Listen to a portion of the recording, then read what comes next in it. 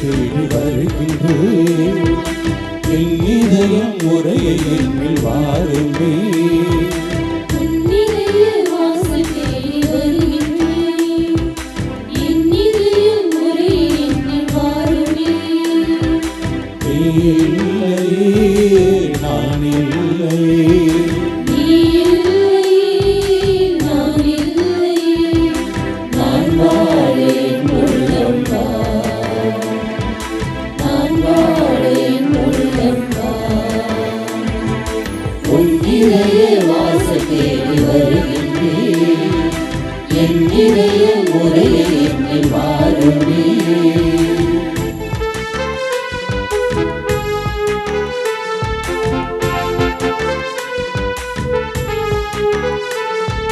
காலங்கள் மாறலாம், கோலங்கள் மாறலாம், காற்று செய்ய மறக்கலாம், கடல செய்ய மறக்கலாம்.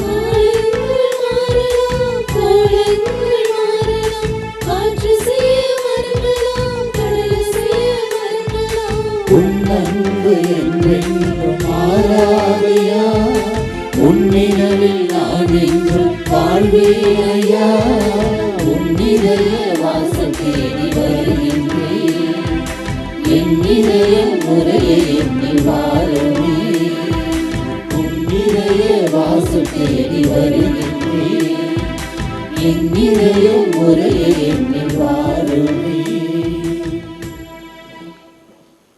அன்னையின் அன்பு பக்தர்களே, இத்திருப்பலியானது ஆலயத்தில் கூடியிருக்கும் பக்தர்களின் கருத்துக்களுக்காகவும் ஜெயா பிளஸ் தொலைக்காட்சி, திருத்தல இணையதளம் மற்றும் அனைத்து சமூக ஊடகங்களின் வழியாக பங்கெடுக்கும் பக்தர்களின் கருத்துக்களுக்காகவும், இன்றைய நாளின் ஒளிபரப்பிற்கு உதவி செய்த நன்கொடையாளர்களின் குடும்ப கருத்துக்களுக்காகவும், நேற்று திருப்பலி எழுதி வைத்தவர்களின் கருத்துக்களுக்காகவும் ஒப்புக்கொடுக்கப்படுகிறது. மேலும் இந்த ஒளிபரப்பை காணுகிற அனைத்து அன்னையின் பக்தர்களையும் இறைவன் நிறைவாக ஆசிர்வதிக்கவும் இத்திருப்பலியில் மன்றாடுவோம். Dear devotees, this Mass is offered for all the faithful gathered here and those who are participating through Jaya Plus, Shrine Web TV, as well as other social media, and in a special way for all the sponsors of this live telecast Mass and those who wrote their Mass intentions yesterday, and all the devotees of Our Lady of Health, Velankani, who are watching the same. தந்தை மகன் தூயாவியானவரின் பெயராலே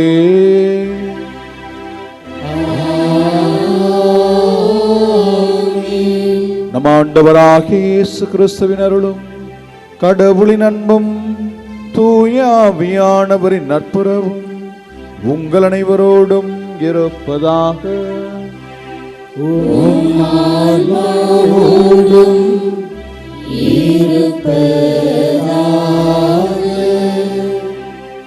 இனியவர்களே, ஆண்டவர் இயேசுவினுடைய சிலுவை அவர் அதை சுமையாக கருதாமல் நமக்கு வாழ்வு தரும் மீட்பின் சின்னமாக அதை அவர் ஏற்றுக்கொண்டார். இறைவன் நமக்கு பல்வேறு வகையான வாய்ப்புகளை வழங்கி கொண்டே இருக்கிறார். ஒவ்வொரு நாளும் நாம் அவரது சீடர்களாகவும் கடவுளுக்கேற்ற பிள்ளைகளாகவும் வாழ பல்வேறு விதமான வாய்ப்புகளை இறைவன் வழங்கி கொண்டே இருக்கிறார். அந்த வாய்ப்புகளை நாம் எவ்வாறு தெரிவு செய்கிறோம் என்பதில்தான் நமது கிறிஸ்தவ வாழ்வு அடங்கி இருக்கிறது என்பதனை இன்றைய வாசகங்கள் நமக்கு தெளிவுபட குறிப்பிடுகின்றன. தவக்காலத்தை துவங்கி இருக்கிறோம். இறைவனது அருளையும் ஆசியும் நிரம்ப பெற்றுக்கொள்ளக்கூடிய இந்த காலத்தில் நமது தெரிவுகளும் இறைவன் தருகிற வாய்ப்புகளுக்கு ஏற்றபடி அவருக்கேற்ற பிள்ளைகளாக அவருடைய சீடர்களாக வாழ நமக்கு இறைவன் எல்லா விதமான அருளையும் ஆசியையும் புனித ஆரோக்கிய அன்னை வழியாக தந்திட வேண்டும் என்று சொல்லி இத்திருப்பலியிலே உருக்கமாக மன்றாடுவோம். தூய மறை நிகழ்வுகளை தகுதியோடு நாம் கொண்டாட தடையாக இருக்கிற நம்முடைய குற்றங்கள், குறைகள், பாவங்களை எல்லாம் எண்ணி பார்த்து அவற்றுக்காக மனம் வருந்தி ஆண்டவரிடத்திலே மன்னிப்பு வேண்டுவோம்.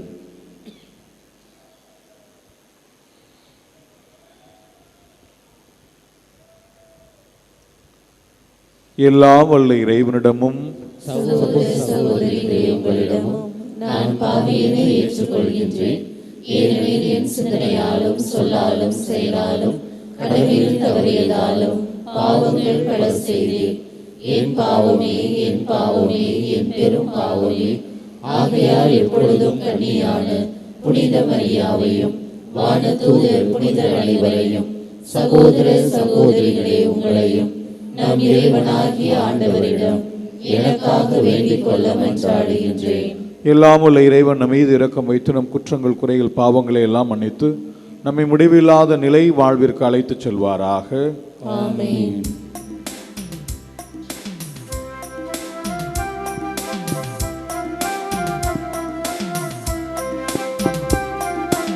ஆண்டவரே இரக்கமாயிரும். ஆண்டவரே இரக்கமாயிரும். கிறிஸ்துவே இரக்கமாயிரும். கிறிஸ்துவே இரக்கமாயிரும். ஆண்டவரே இரக்கமாயிரும். ஆண்டவரே இரக்கமாயிரும்.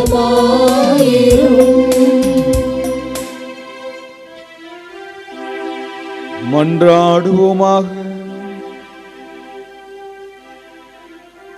இரக்கமிகுந்த இறைவா, எங்கள் தவ செயல்கள் உம்மை நோக்கிய வண்ணம் இருக்கவும் அவற்றை நாங்கள் தொடர்ந்து ஆற்றவும் எங்களுக்கு உதவியருள உம்மை வேண்டுகின்றோம். அதனால் எப்போதும் உம்மிடமிருந்து தொடங்கும் எங்கள் செயல்கள் அனைத்தும் உம்பளியாகவே நிறைவு பெறுவனவாக. உம்மோடு தூயாவியாரின் ஒன்றிப்பில் இறைவனாய் என்றென்றும் வாழ்ந்து ஆட்சி செய்கின்ற எங்கள் ஆண்டவரும் உம் திருமகனுமாகிய இயேசு கிறிஸ்து வழியாக உம்மை மன்றாடுகிறோம்.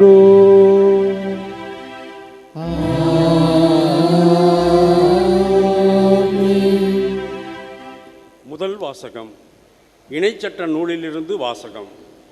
மோசே மக்களை பார்த்து கூறியது, இதோ பார், வாழ்வையும் நன்மையையும் சாவையும் தீமையையும் இன்று நான் உனக்கு முன்பாக வைத்துள்ளேன். அது இதுதான், இன்று நான் உனக்கு கட்டளையிடுகிறேன். உன் கடவுளாகிய ஆண்டவர் மீது அன்பு பாராட்டு. அவரை பின்பற்றி அவரது வழியில் நட. அவரது கட்டளைகளையும் நியமங்களையும் முறைமைகளையும் கடைபிடி. அப்போது நீ வாழ்வாய், நீ பழுகுவாய். நீ உடைமையாக கொள்ளப்போகும் நாட்டில் உன் கடவுளாகிய ஆண்டவர் உனக்கு ஆசி வழங்குவார். ஆனால் உனது உள்ளம் விலகிச் சென்று நீ செவிகொடாமல் கெட்டலைந்து வேறு தெய்வங்களை வணங்கி அவற்றுக்கு பணிவிடை புரிந்தால் இன்று நான் உனக்கு அறிக்கையிட்டு கூறுகிறேன், நீ நிச்சயம் அழிந்து போவாய். நீ உரிமையாக்கி கொள்ளுமாறு யோர்தானை கடந்து சென்றடையும் பூமியில் உன் வாழ்நாள் நீடித்திருக்காது. உன்மேல் இன்று நான் விண்ணையும் மண்ணையும் சான்றாக அழைத்து வாழ்வையும் சாவையும் ஆசியையும் சாபத்தையும் உனக்கு முன் வைக்கிறேன். நீயும் உனது வழித்தோன்றல்களும் வாழும் பொருட்டு வாழ்வை தேர்ந்துகொள். உன் கடவுளாகிய ஆண்டவர் மீது அன்பு பாராட்டு. அவரது குரலுக்கு செவிகொடு. அவரையே பற்றிக்கொள், ஏனெனில் அவரே உனது வாழ்வு, அவரே உன் நீடிய வாழ்வு. அதனால் ஆபிரகாம், ஈசாக்கு, யாக்கோபு எனும் உன் மூதாதையருக்கு கொடுப்பதாக ஆண்டவர் ஆணையிட்டு கூறிய நாட்டில் நீ குடியேறுவாய். ஆண்டவரின் அருள்வாக்கு. இறைவனுக்கு நன்றி. திருப்பாடல் 1 பதிலுரை பாடல் பல்லவி. ஆண்டவர் மீது நம்பிக்கை கொண்டோர் பேறு பெற்றோர்.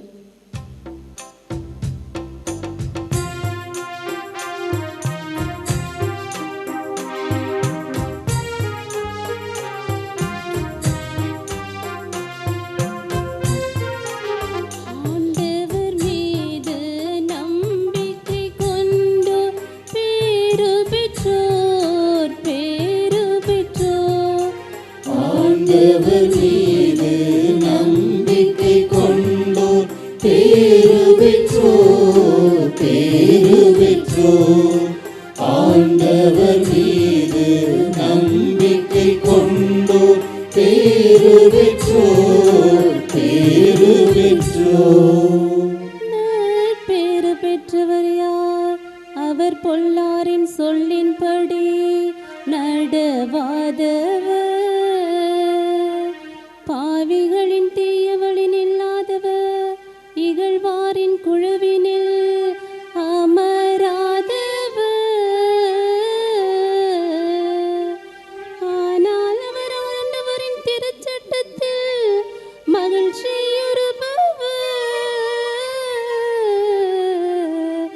அவரது சட்டத்தை பற்றி இரவும் பகலும் சிந்திப்பவர்.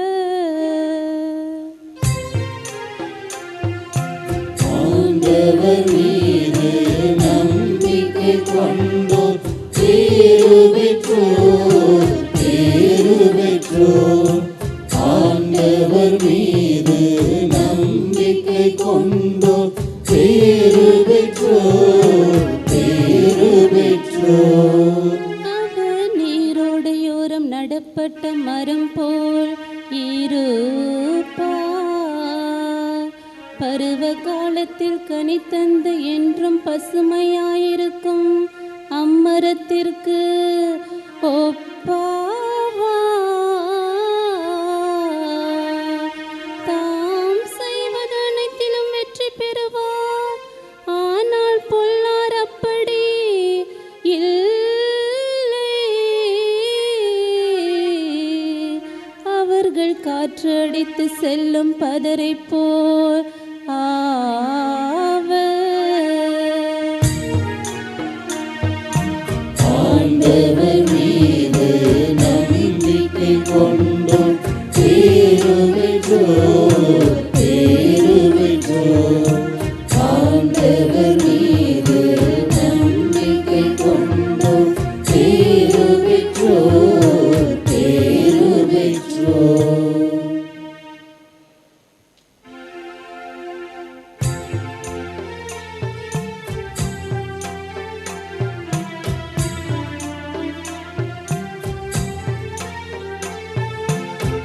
ஆயம் தன் மந்தையை காப்பது போல ஆண்டவர் நம்மை காக்கின்றார்.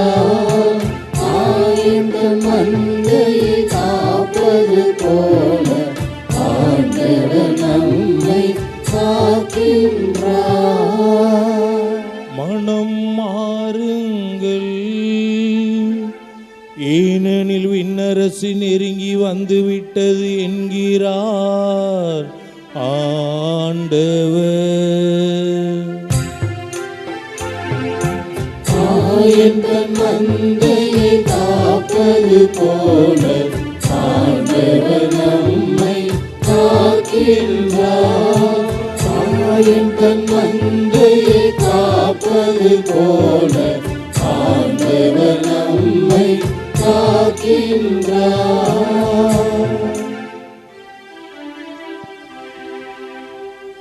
ஆண்டவர் உங்களோடு இருப்பாராக.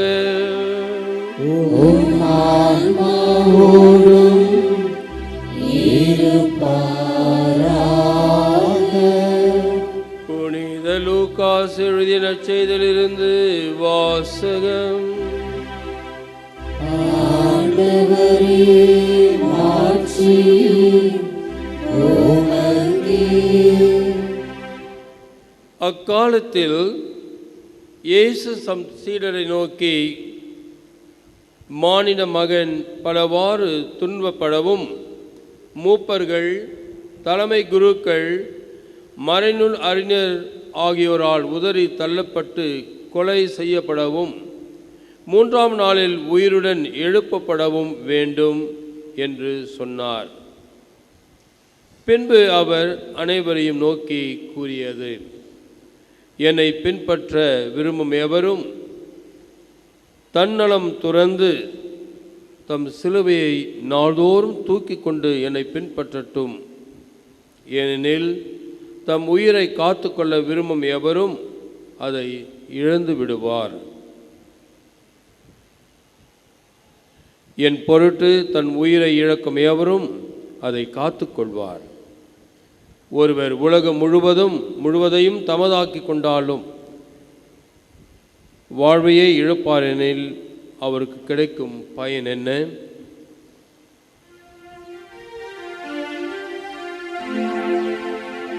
இது கிறிஸ்துவின் நற்செய்தி.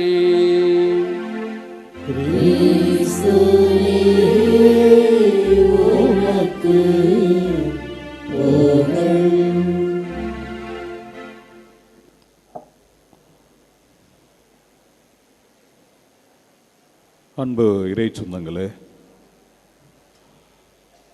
அந்த குடும்பத்தை நல்லா எனக்கு தெரியும். கணவன் மனைவி இருவரும் கோவிலுக்கு எப்போதும் பக்தியாக வருவார்கள். தாங்கள் வருவதோடு மட்டுமல்லாமல் தங்கள் பிள்ளைகளையும் ஆலயத்திற்கு அழைத்து வருவார்கள். பிள்ளைங்களை எப்படி ஒரு கத்தோலிக்க பிள்ளைகளாக வளர்க்க வேண்டும் என்பதில் அவர்கள் மிகுந்த ஆர்வம் காட்டியவர்கள். பிள்ளைகளுக்கு பெற்றோரிடத்தில் என்ன பிரச்சனை இருக்குன்னு தெரியாது, ஆனால் பிள்ளைகளை குறித்து எல்லாற்றையும் பெற்றோர் அறிந்து வைத்திருந்தார்கள். மனைவி கணவன் மீது மிகுந்த அன்பு செலுத்துகிறவராக இருந்தார். கணவன் மனைவியினுடைய அன்பை உதாசீனப்படுத்துபவராக இருந்தார். மனைவியிட்ட நல்ல பேச்சுவார்த்தை இருந்தாலும் வெளி உலகத்தில் அவங்களுக்கு வெளியில் இருக்கவங்களுக்காக நல்லவராகவும் குடும்பத்தில் எதுவுமே கண்டு கொள்ளாத நபராகவும் இருந்தார். கணவர் பல்வேறு நபர்களுடன் தொடர்பில் இருந்தார். இதெல்லாம் அறிந்து மனைவி ரொம்ப பொறுமையாக அந்த கணவருக்கு என்னென்னலாம் செய்யணுமோ எல்லாத்தையுமே செஞ்சு வராங்க. வாழ்க்கையில் எப்போதுமே இதை கடைபிடித்து வந்து கொண்டே இருக்கிறார்கள். வெள்ளி விழா கொண்டாடிட்டாங்க. இப்போ கணவருக்கு திடீரென்று இதயத்தில் பிரச்சனை, இதயத்தில் இரத்த ஓட்டத்தில் அடைப்பு இருப்பதாக சொல்ல கேள்விப்படுகிறார்கள். அதிகமாக அடைப்பு இருக்கிறது, 3-4 இடங்கள் அடைப்பு இருக்குது. பொழைக்கிறதுக்கு வாழ்வை மீண்டும் பெற்றுக்கொள்வதற்கு வாய்ப்புகள் மிகவும் சொற்பம் என்று சொல்லுகிற பொழுது மனைவி தன்னிட்ட என்ன நல்லா இருக்கோ எல்லாத்தையுமே அடகு வச்சுட்டு கணவரை போய் காப்பாற்றுறாங்க. சாக போகிற நிலைமையில் இருந்தவரை மீண்டும் கொண்டு வர்றாங்க. கொண்டு வந்த பிறகு என்ன நடக்குது அப்படின்னா, மீண்டுமாக கணவர் இப்போ என்ன பண்ணுறாருன்னா புதுசாக மனைவியின் மீது சந்தேகப்படுறாரு. அதனால் என்ன பண்ணுறாருன்னா மருத்துவத்தையெல்லாம் எடுத்துக்காமல் அப்படியே போகிறாரு. அப்போ ஒரு சில நேரங்களில் உதாசீனப்படுத்துகிறாரு. இவரை திருமணம் செய்து கொள்வதற்கு வேறு அவருடைய உறவினர்கள்லாம் இருந்தாங்க. அவங்களாம் இவரை வேண்டான்னு தூக்கி போட்டாங்க. அல்லது இவருடைய இந்த மோசமான நிலைமை கண்டவர்கள் அவரை குறித்து விசாரிக்கவே வரவில்லை. இதெல்லாம் மனைவி எல்லாத்தையுமே நல்லா அறிந்து வைத்திருக்கிறார். ஆனால் கணவர் தூக்கி போட முடியல. எளிதாக கணவரை அவர் தூக்கி எறிந்து விடவில்லை, அல்லது தனக்கு அன்பு காட்டலை, தனக்கு உண்மையான பிரமாணிக்கமாக இல்லை என்று சொல்லி கணவரை அவர் ஒருபோதுமே ஒதுக்கியது கிடையாது, விளக்கியது கிடையாது. பல்வேறு நேரங்களில் திட்டுறாரு, கோபப்படுறாரு, எல்லாமே நடக்குது. அப்போ ஒரு முறை அவங்கள கேட்டேன், ஏன் இவ்வளோ கஷ்டப்படுறீங்க? அவர் தான் எந்த மருந்துமே எடுத்துக்க மாட்டாரு, நீங்கள் ஏன் அப்போ அவருக்கு இவ்வளோ ரொம்ப கேர் பண்ணி செய்கிறீங்க? ஏன் அவரை நீங்கள் இவ்வளோ கஷ்டப்பட்டு பார்த்துக்கிறீங்க? அப்போ அவருடைய நீங்கள் எவ்வளோ தான் கொடுத்தாலும் அவர் அதை ஏற்றுக்க மாட்டாருன்னா அப்புறம் நீங்கள் ஏன் இவ்வளோ தான் செய்கிறீங்க அப்படின்னு சொல்லி கேட்டப்ப அந்த பெண்மணி சொன்ன ஒரு வார்த்தை இதுதான், அவருக்கு வேணா என்னுடைய மேன்மை தெரியாமல் இருக்கலாம், என்னை உதறிட்டு போகலாம், என்ன வேணாலும் என்னை நினச்சிக்கட்டும் ஃபாதர், அதை பற்றியெல்லாம் எனக்கு கவலை இல்லை. ஒருவேளை நான் என் கணவரை காப்பாற்றலை அப்படின்னா அவருக்கு அந்த இருதயத்தில் பிரச்சனை இருக்கிற சரி, இல்லை இப்போ இந்த நேரத்துலையும் சரி, இல்லை மாத்திரை அவர் சரியாமல் எடுக்கலை, இல்லை அவருக்கு நான் சரியான பணிவிடை செய்யவில்லை என்று சொன்னால், ஒரு கிறிஸ்தவளாக இருந்து கொண்டு என் கணவருக்கு நான் திருமணத்தின் போது செய்து கொடுத்த அந்த வாக்குறுதியை நான் நிறைவேற்றவில்லை என்று சொல்லி என்னுடைய மனசாட்சி என்னை கொன்றுவிடும்.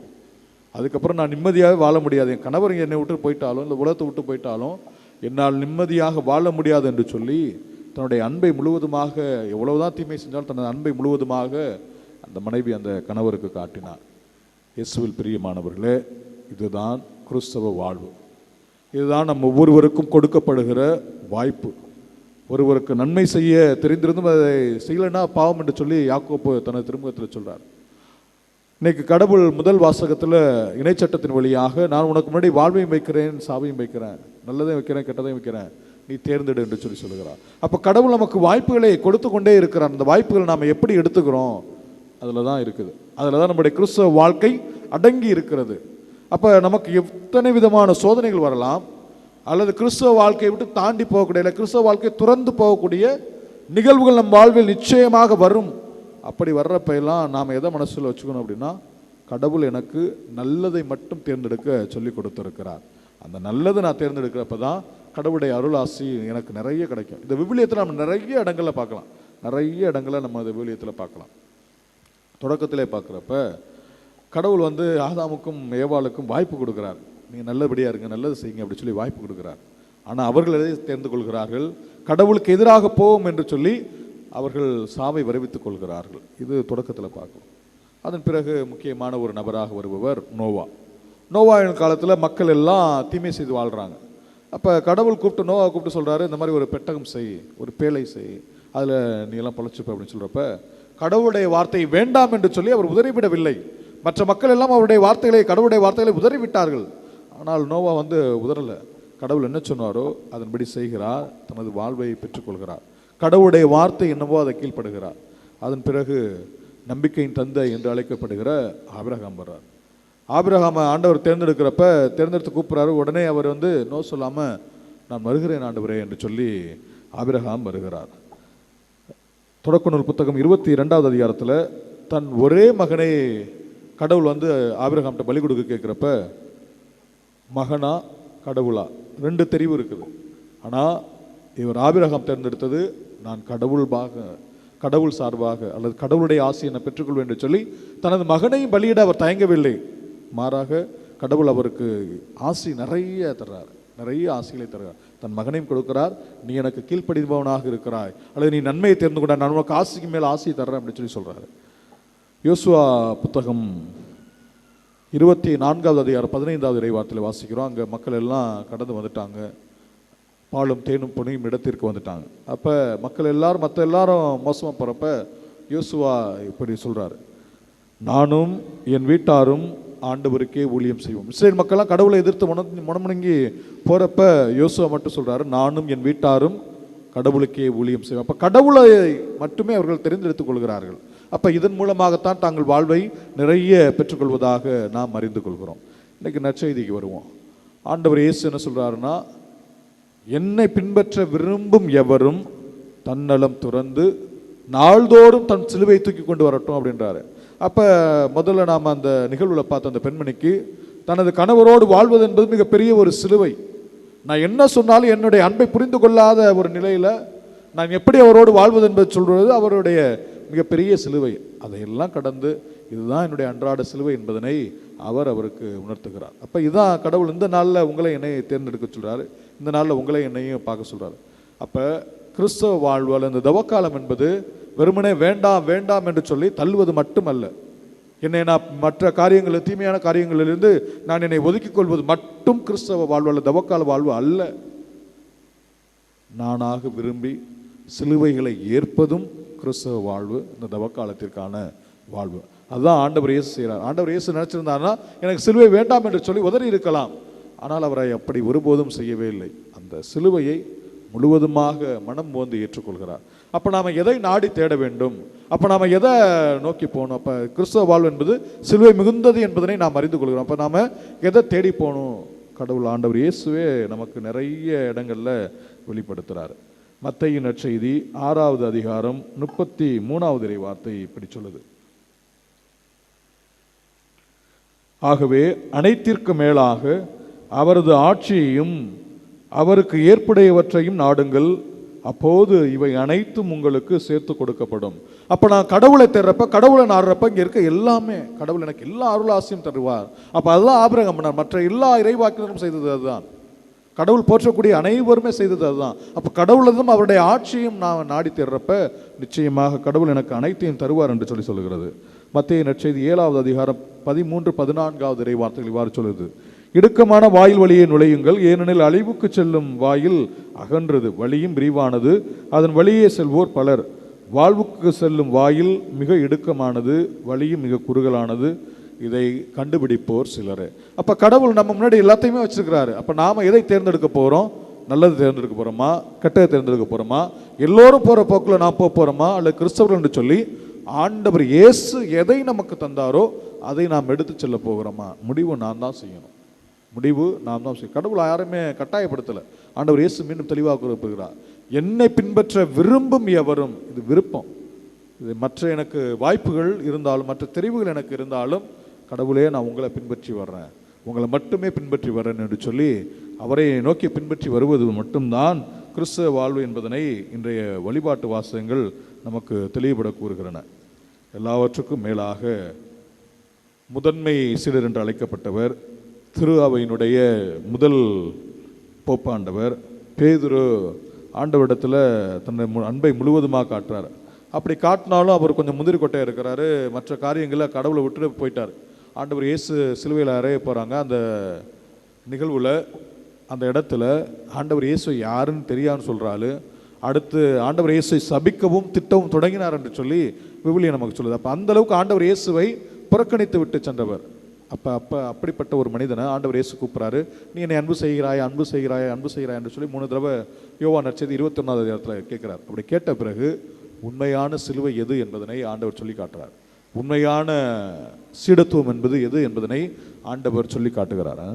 யோவான் நற்செய்தி 21வது அதிகாரம் 18 மற்றும் 19வது இறைவார்த்தை இவ்வாறு சொல்லுகிறது, நீ இளைஞனாக இருந்தபோது, ஆண்டவர் இயேசு பேதுரை பார்த்து சொல்றாரு, நீ இளைஞனாக இருந்தபோது நீயே இடையை கட்டிக்கொண்டு உனக்கு விருப்பமான இடத்தில் நடமாடி வந்தாய். நான் கடவுளை விட்டு தூரமாக இருக்கிறப்ப அல்லது அவருடைய சீடனாக சீடத்தியாக இல்லாதப்ப நான் எனக்கு விரும்பினது என்னமோ அதான் நான் செஞ்சுட்டு இருப்பேன். என் மனசு என்ன ஆசைப்படுதோ அதான் நான் செஞ்சுக்கிட்டு இருப்பேன். அப்போ கடவுளுடைய சீடனாக சீடத்தியாக இருக்கணும் அப்படின்னா என்ன செய்யணும்? உனக்கு முதிர்ந்த வயது ஆகும்போது நீ கைகளை விரித்து கொடுப்பாய், வேறொருவர் உன்னை கட்டி உனக்கு விருப்பமில்லாத இடத்திற்கு கூட்டிச் செல்வார் என உறுதியாக உனக்கு சொல்லுகிறேன். அப்ப நான் என் விருப்புகளை கடந்து கடவுளுக்கு ஏற்ற வாழ்க்கை வாழ்வதுதான் கிறிஸ்தவ வாழ்வு. அப்ப நான் எனக்கு பிடிச்ச மட்டும் செய்யறதில்லை, இது கடவுளுக்கு விருப்பமா என்பதனை ஆய்ந்து அறிந்து செய்வதுதான் கிறிஸ்தவ வாழ்வு. இதுதான் எனக்கு கொடுக்கப்படுகிற மிகப்பெரிய சிலுவை, இதுதான் உங்களுக்கு கொடுக்கப்படுகிற மிக பெரிய சிலுவை. இதுதான் பேதுருக்கும் கொடுக்கப்பட்டது. பேதுரு அதை விரும்பி ஏற்றுக்கொண்டார். முதல்ல வேண்டாம்னு போனவர் விரும்பி ஏற்றுக்கொண்டார், ஆண்டவரிடத்தில் அன்பாக இருந்தார், தனது வாழ்வை காத்து கொண்டார். இன்னைக்கு நீங்களும் நானும் வந்திருக்கிறோம். எதையெல்லாம் நாம் விட போகிறோம்? எதையெல்லாம் நம் வாழ்விலிருந்து நாம் விட போகிறோம்? எதை நாம் முதல்ல விட்டு விலக போகிறோம்?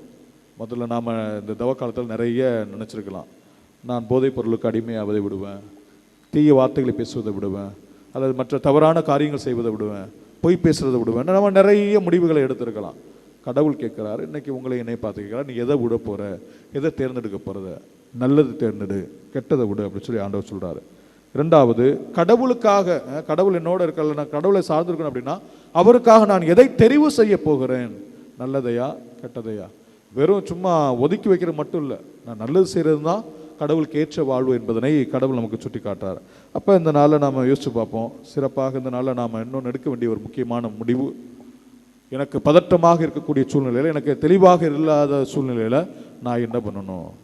அப்போ நான் பொறுமையாக அந்த இடத்துல இருந்து எது நல்லது எது கெட்டது என்று சொல்லி தெரிந்து நான் அதன்படி செல்கிற பொழுது நிச்சயமாக சிலுவையானது எனக்கு வாழ்வாக அமையும் என்ற நம்பிக்கையில் கடவுளுக்கு ஏற்ற வாழ்வாக அமைத்து கொள்ள தேவையான வரத்தை கேட்போம். தவக்காலத்தின் துவக்கத்தில் இருக்கிற நமக்கு இறைவன் தனது அருளையும் ஆசையும் மென்மேலும் நமக்கு வழங்கி நாம் அவருக்கு ஏற்ற பிள்ளைகளாக, அவர் காட்டுகிற தெரிவிலே, அவர் காட்டுகிற பாதையிலே நாம் செல்லக்கூடிய மக்களாக வாழ வளர தேவையான வரங்களை இத்திருப்பலின் வழியாக கேட்டு மன்றாடுவோம்.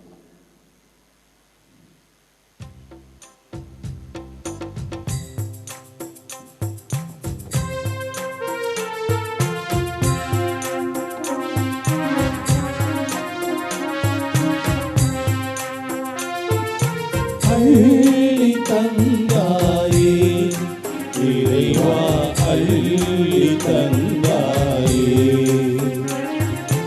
அள்ளி தந்தாயே இறைவா, அள்ளி தந்தாயே,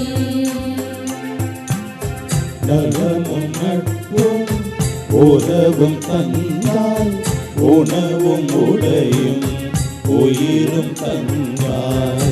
உம்மை போல நானும் வாழ உள்ளதெல்லாம் பகிர்ந்து வாழ அள்ளி தந்தாயே.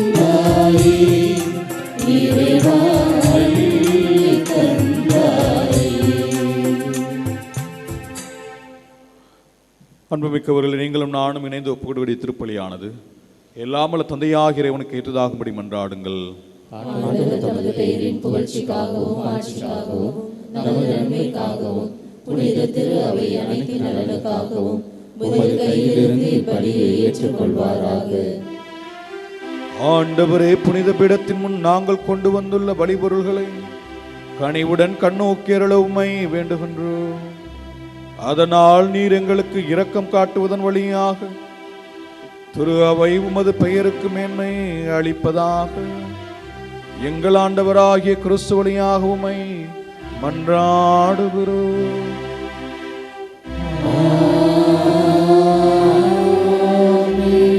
ஆண்டவர் உங்களோடு இருப்பாராக.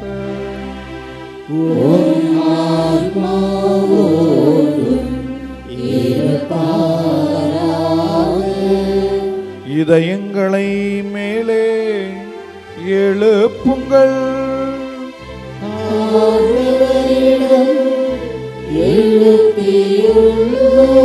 நம் இறைவனாகிய ஆண்டவருக்கு நன்றி கூறுவோம்.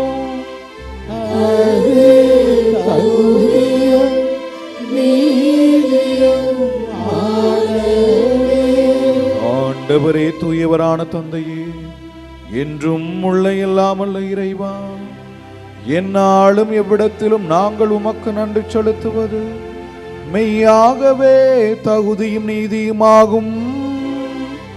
எங்கள் கடமையும் மீட்புக்கு உரிய செயலுமாகும்.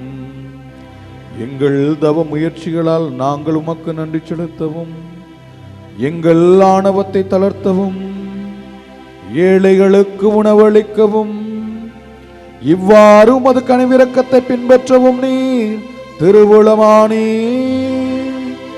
ஆகவே எண்ணற்ற வான தூதரோடும் புனிதரின் பெருந்திரளோடும் நாங்களும் சேர்ந்து உமது புகழை போற்றி புகழ்ந்தேத்து ஒரே குரலில் ஆர்ப்பரித்து பாடுவதாவது: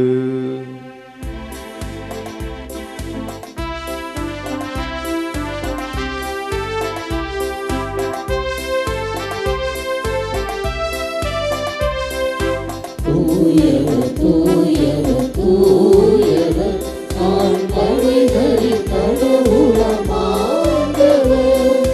விண்ணகமும் மண்ணகமும் உமது மாட்சியால் நிறைந்துள்ளன. உன்னதங்களிலே ஓசன்னா, உன்னதங்களிலே ஓசன்னா. ஆண்டவர் பேரால் வருகிறவர், ஆசி பெற்றவர். உன்னதங்களிலே ஓசன்னா, உன்னதங்களிலே ஓசன்னா.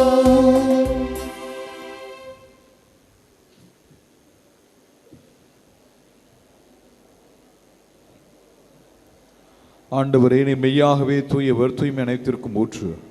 ஆகவே உம்முடைய ஆவியை பணிந்த காணிக்கைகளை தூய்மைப்படுத்த உம்மை வேண்டுகிறோம். இவ்வாறு எங்கள் ஆண்டவர் இயேசு கிறிஸ்துவின் உடலும் இரத்தமுமாக எங்களுக்கு போய் மாறுபனவாக.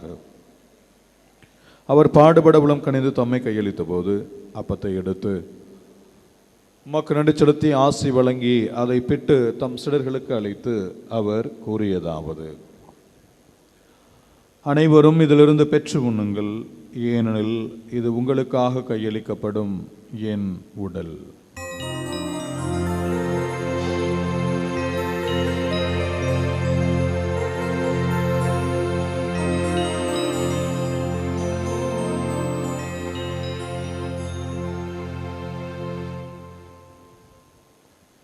அவ்வண்ணமே இரவிருந்து இறந்தியவின் கிண்ணத்தையும் எடுத்து மீண்டும் உமக்கு நன்றி செலுத்தி தம் சிடர்களுக்கு அளித்து அவர் கூறியதாவது: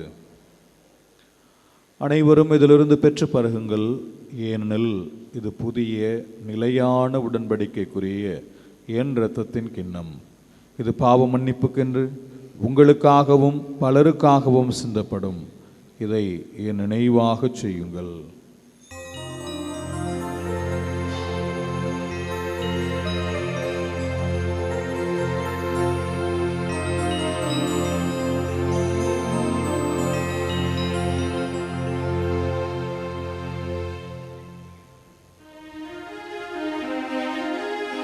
நம்பிக்கையின் மறைபொருள்.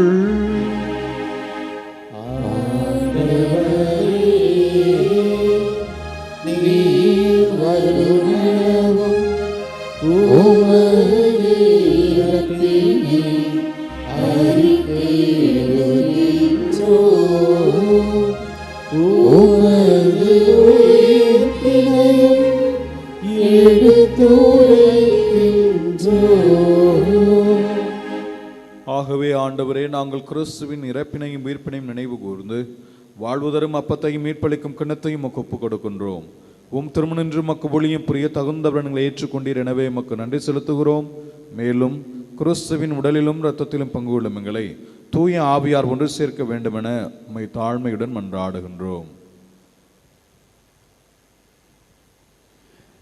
இறைவா, உலகமெங்கும் பரவிருக்கும் அது திரு அவையை நினைவு கூர்ந்தள்ளும்.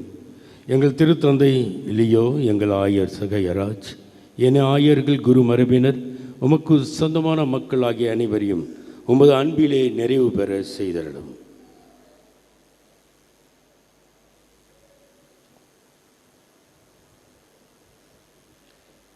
மேலும் உயிர்த்தெழும் எதிர்நோக்குடன் துயில் கொள்ளும் எங்கள் சகோதர சகோதரிகளையும் இறந்தோர் அனைவரையும் இரக்கத்துடன் நினைவு கூர்ந்து உமது திருமுக ஒளியினுள் ஏற்றருளும்.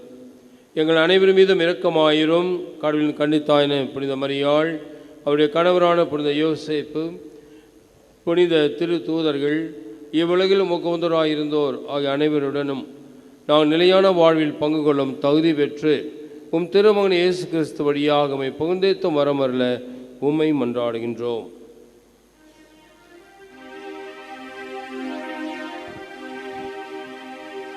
இவர் வழியாக இவரோடு இவரில் எல்லாம் வல்ல இறைவனாகிய தந்தையே, தூயாவியாரின் ஒன்றிப்பில் எல்லா புகழும் மாட்சியும் என்றென்றும் உமக்கு உரியதே.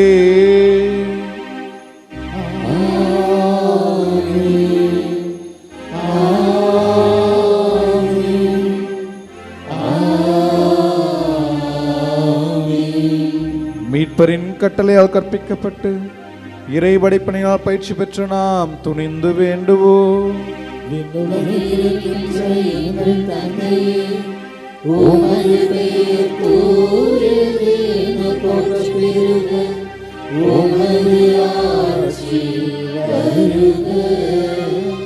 உமது திருவுளம் விண்ணுலகில் நிறைவேறுவது போல மண்ணுலகிலும் நிறைவேறுக. எங்கள் அன்றாட உணவை இன்று எங்களுக்கு தாரும். எங்களுக்கு எதிராக குற்றம் செய்வோரை நாங்கள் மன்னிப்பது போல எங்கள் குற்றங்களை மன்னியும். எங்களை சோதனைக்கு உட்படுத்தாதேயும். தீமையிலிருந்து எங்களை விடுவித்தருளும். ஆண்டவரே, தீமை அனைத்திலும் இருந்தும் எங்களை விடுவித்து எங்கள் வாழ்நாளில் அமைதியை கனிவுடன் அருள உம்மை மன்றாடுகிறோம். உமது இரக்கத்தின் உதவியினால் நாங்கள் பாவத்திலிருந்து எப்பொழுதும் விடுதலை பெற்று யாதொரு கலக்கமுமின்றி நலமாயிருப்போமாக. நாங்கள் எதிர்நோக்கி இருக்கும் பேரின்பத்திற்காகவும் மீட்பராகிய இயேசு கிறிஸ்துவின் வருகைக்காகவும் காத்திருக்கின்றோம். ஆண்டவரே இயேசு கிறிஸ்துவே, அமைதியை உங்களுக்கு விட்டுச் செல்கிறேன், என் அமைதியை உங்களுக்கு அளிக்கிறேன் என்று உம் திருத்துதர்களுக்கு மொழிந்தீரே. எங்கள் குற்றங்கள், குறைகள், பாவங்கள், பலகீனங்களை எல்லாம் பாராமல் உமது திரு அவையின் நம்பிக்கையை கண்ணோக்கி உமது திருவுளத்திற்கு ஏற்ப அதற்கு அமைதியையும் ஒற்றுமையும் அளித்தருள்வீராக. என்றென்றும் வாழ்ந்து ஆட்சி செய்கின்றவர் நீரே. ஆண்டவருடைய அமைதி உங்களோடு என்றும் இருப்பதாக. ஒருவருக்கொருவர் அமைதியை பகிர்ந்து மகிழ்வோம். உலகின் பாவங்களை போக்கும் இறைவனின் செம்மறியே, எங்கள் மேல் இரக்கமாயிரும். உலகின் பாவங்களை போக்கும் இறைவனின் செம்மறியே, எங்கள் மேல் இரக்கமாயிரும். உலகின் பாவங்களை போக்கும் இறைவனின் செம்மறியே, எங்களுக்கு அமைதியை அளித்தருளும். இதோ இறைவனின் செம்மறி, இவரே உலகின் பாவங்களை போக்குகிறவர். இந்த செம்மறியின் விருந்திற்கு அழைக்க பெற்றோர், பேறு பெற்றோர். ஆண்டவரே, நீரிடத்தில் எழுந்தருள நான் தகுதியற்றவன். ஆனால் ஒரு வார்த்தை மட்டும் சொல்லி அருளும், எனது ஆன்மா நலமடையும்.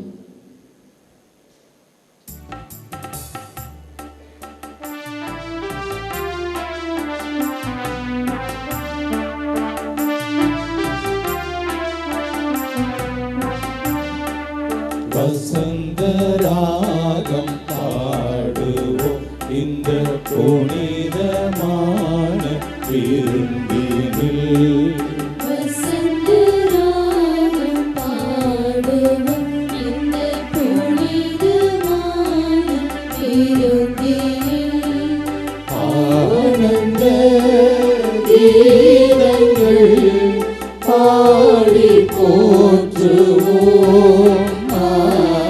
வசந்தராகம் பாடுவோம் இந்த புனிதமான விருந்தினில்.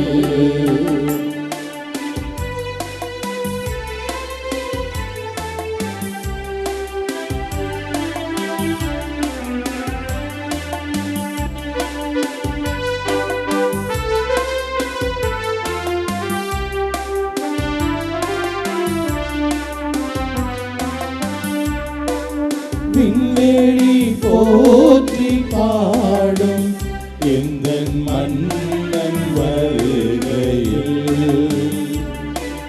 காற்றும் ராகம் பாடும் எந்தன் இதயம் எழுகையில். விண்வெளி போற்றி பாடும் எங்கள் மன்னன் வருகையில். காற்றும் ராகம் பாடும் எங்கள் இதயம் எழுகையில். கடல் அலைகள் கவி பாடும் எங்கள் மீட்பர் புகழினை. அவர் அன்பு நம்மை காக்கும், அவரை போற்றுவோம். வசந்தராகம் பாடுவோம் இந்த புனிதமான விருந்தினில்.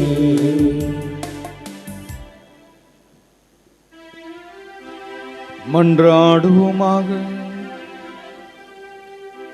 எல்லாம் வல்ல இறைவா, விண்ணக கொடையின் ஆசியால் நிறைவு பெற்று நாங்கள் உம்மை பணிவுடன் வேண்டுகின்றோம். அதனால் உமது ஆசி என்றும் எங்களுக்கு இரக்கம், மீட்பு ஆகியவற்றின் ஊற்றாய் இருப்பதாக. எங்கள் ஆண்டவராகிய கிறிஸ்து வழியாக உம்மை மன்றாடுகிறோம்.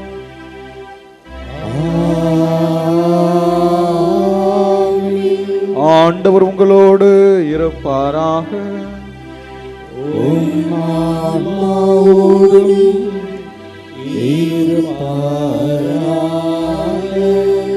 புனித ஆரோக்கிய எண்ணெயின் ஆசி பெற மன்றாடுவோம்.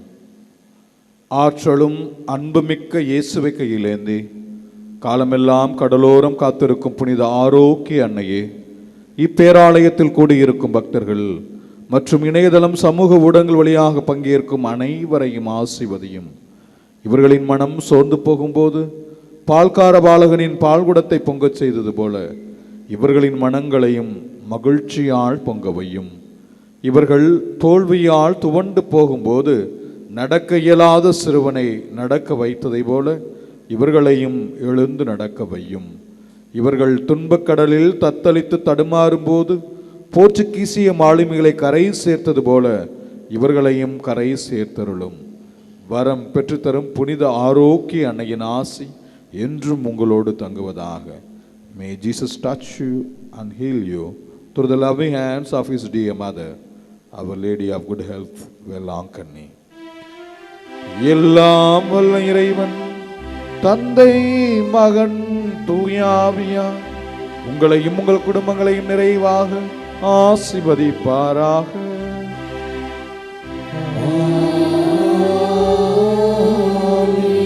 சென்று வாருங்கள், திருப்பலி நிறைவேறிற்று.